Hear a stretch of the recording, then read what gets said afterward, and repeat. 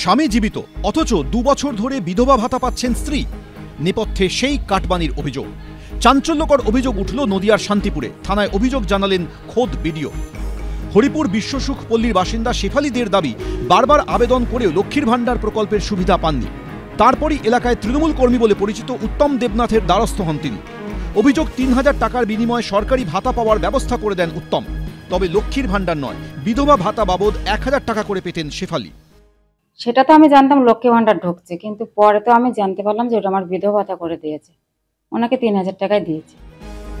অসঙ্গতি ধরা পড়ায় শান্তিপুর থানায় অভিযোগ জানান বিডিও।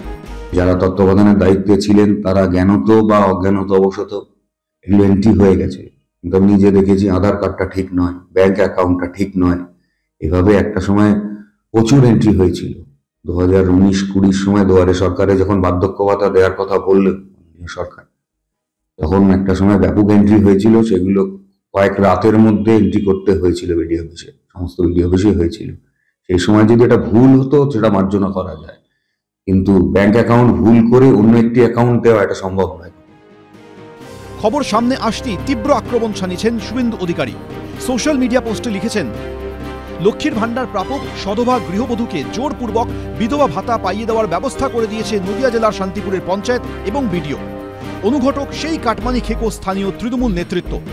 জীবিত মানুষের নামে ডেথ সার্টিফিকেট ইস্যু না হওয়া সত্ত্বেও কি করে তার স্ত্রীর নামে বিধবা ভাতা চালু হলো, তার তদন্ত হওয়া উচিত।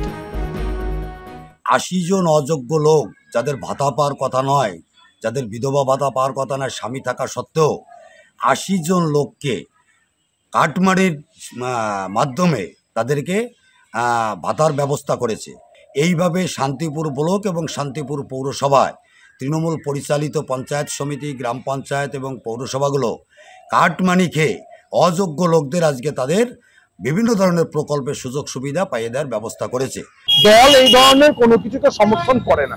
তৃণমূল কংগ্রেস কর্মী বললেই তো শুধু হবে না, তিনি কি কোনো পদাধিকারী নাকি? তিনি পদাধিকারী নন, তিনি কি দলের সক্রিয় সদস্য না শুধুমাত্র আমি তৃণমূল এই পরিচয় দেন? এখন তৃণমূল পরিচয় দিলেই সে দলের একনিষ্ঠ সদস্য বা একনিষ্ঠ কর্মী হয়ে যেতে হয় না, কারণ একটা দলের প্রচুর মানুষ থাকে, সবাইকে নিয়ে একটা দল। কিন্তু দল এই ধরনের কোনো কাজকে কখনো সমর্থন করেনি, আগামী দিনেও করবেন। পুলিশ সূত্রে দাবি, ঘটনার পর থেকে এলাকায় নেই উত্তম দেবনাথ। তার খোঁজে তল্লাশি চলছে। সুজিত মণ্ডল, এবিপি আনন্দ, নদিয়া।